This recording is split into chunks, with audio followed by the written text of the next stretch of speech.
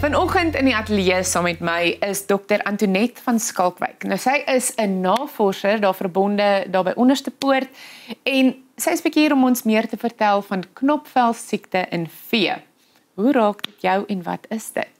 Dr. Antoinette, baie welkom by Grootplaas. Goeiemôre, baie dankie. Dankie dat jy die tyd maak om bietjie met ons te kom kuier. Ek dink vir iemand wat dalk nie weet nie, of weet ons het baie verskillende boere hierso wat na die program kyk. Wat presies is knopvelsiekte en hoe affekteer dit vee?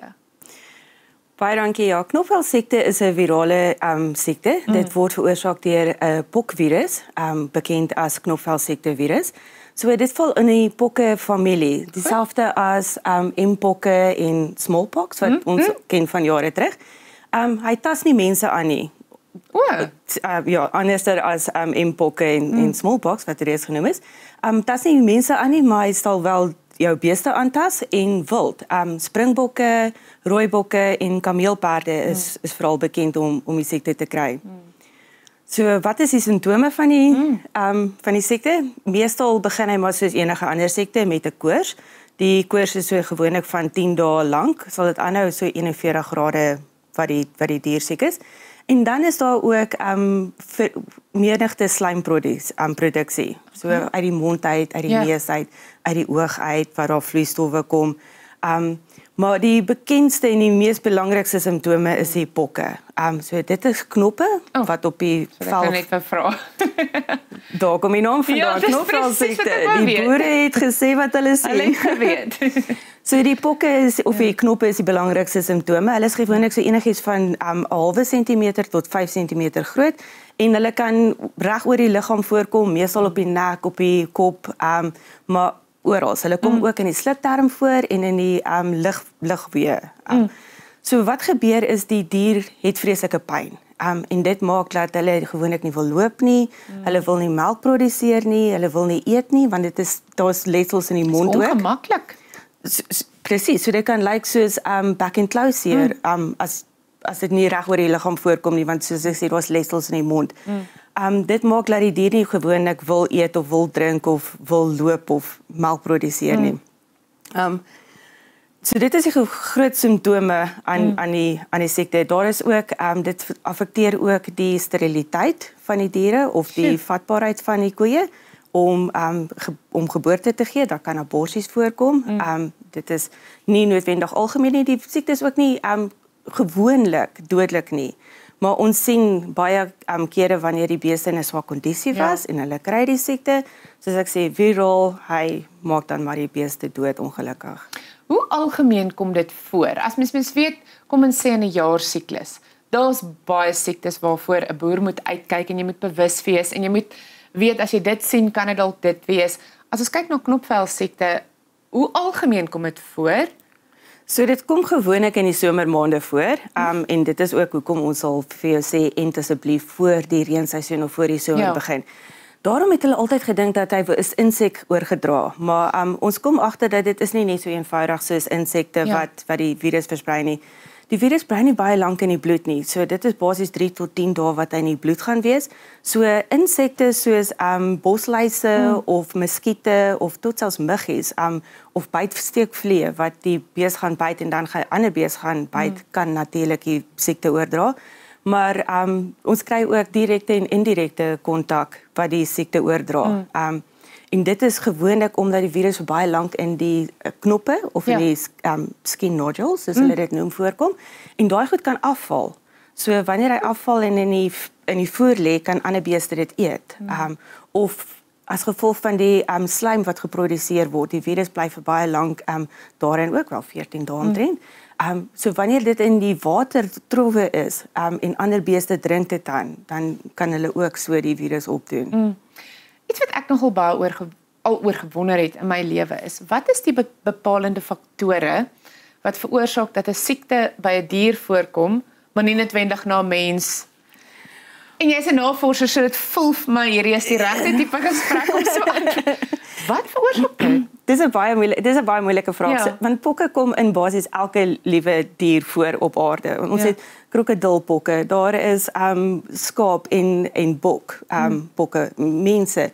En dit is maar basies hoe die genetika verander oor die jare en dit is vir ons belangrik dan om hoekom ons kyk na die genetika van die virusse en waar hulle voorkom.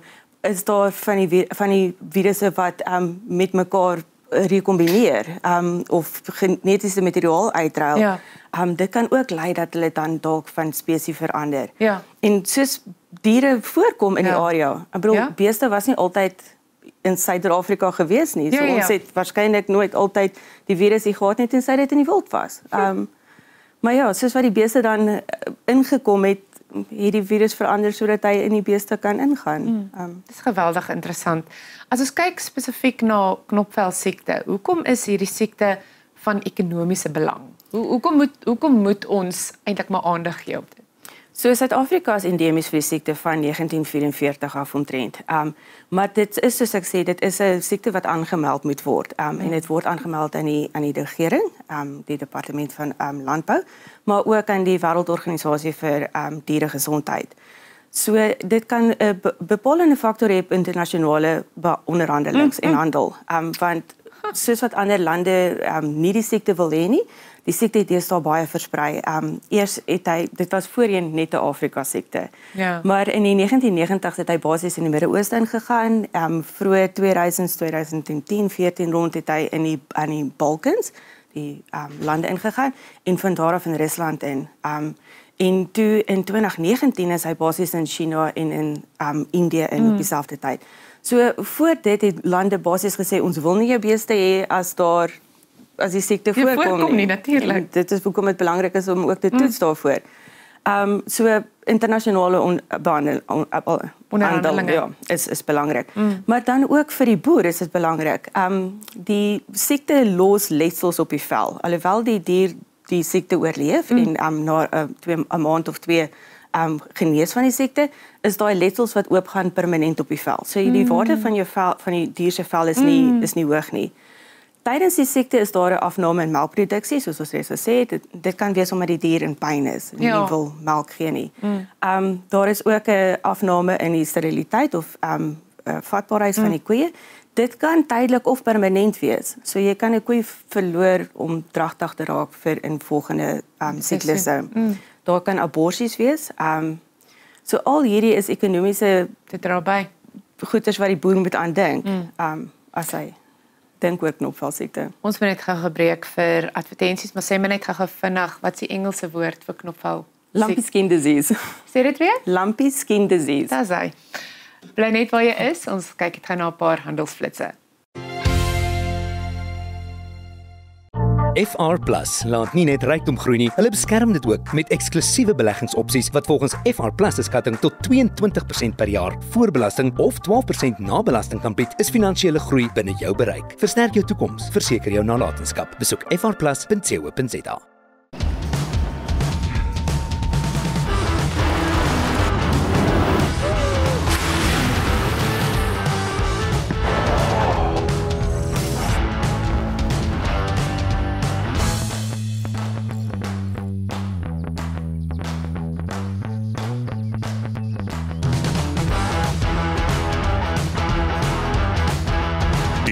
Fortuner GR Sport, die luksheid van vryheid losgelaat. Ag, baie welkom terug. Ons gesels verder met Dr. Antoinette van Skalkwyk en ons fokus 'n bietjie op knopvelsiekte in vee. Ja, hierdie is iets wat jy in moet belangstel as jy vee het. Dokter, vertel vir my, as dit kom by die eienaar van vee, 'n boer, wat moet jy doen wanneer jy knopvelsiekte vermoed onder jou vee? So dit is baie belangrik om die veearts, staatsveearts of die veearts in hy dienste in jou area te kontak, want soos ek sê, dit is 'n aanmeldbare siekte, nie 'n beheerde siekte nie, maar aanmeldbaar.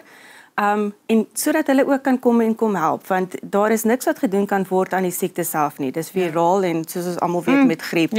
Jy kan niks doen. Jy moet maar wag sweer dit uit. Ja, sweer dit uit. Maar jy kan die bees help. En veral vir sekondêre goeters. So daar is veral sekondêre bakteriese infeksies of insekinfeksies wat in die oop wonde voorkom. So antibiotika daarteer en dan ook anti-inflammatoriese middels om bietjie te help met die pyn en die swelling en die koors veral. Dit is baie belangrik. Ek dink mense sê altyd as daar 'n krisis is, dan moet jy dit nou probeer beheer en verminder. Maar ek bly maar voorstander van hoe voorkom mens? So sê vir ons 'n paar goeie wenke, hoe voorkom mens knofvelsiekte? Voorkoming is altyd die beste raad. Dit is voorbrande maak. En die beste daarvoor is inenting. Daar is 'n enstof beskikbaar. Dit is 'n lewendige verswakte virus wat gemaak is uit die netelingstam wat in 1975 in Suid-Afrika, 57 in Suid-Afrika geïsoleer is. Die is sedert 1960 kommersieel beskikbaar in Suid-Afrika. Kry die enstof, ent jou diere, ent gesonde diere. So dit is nie aldag aanbeveelbaar om te ent wanneer daar 'n uitbraak is nie, omdat ons reeds gesê die virus is in die bloed. So en ons weet mense deel naalde wanneer daar entings is. So jy kan nie virus versprei wanneer jy ent tydens 'n uitbreek.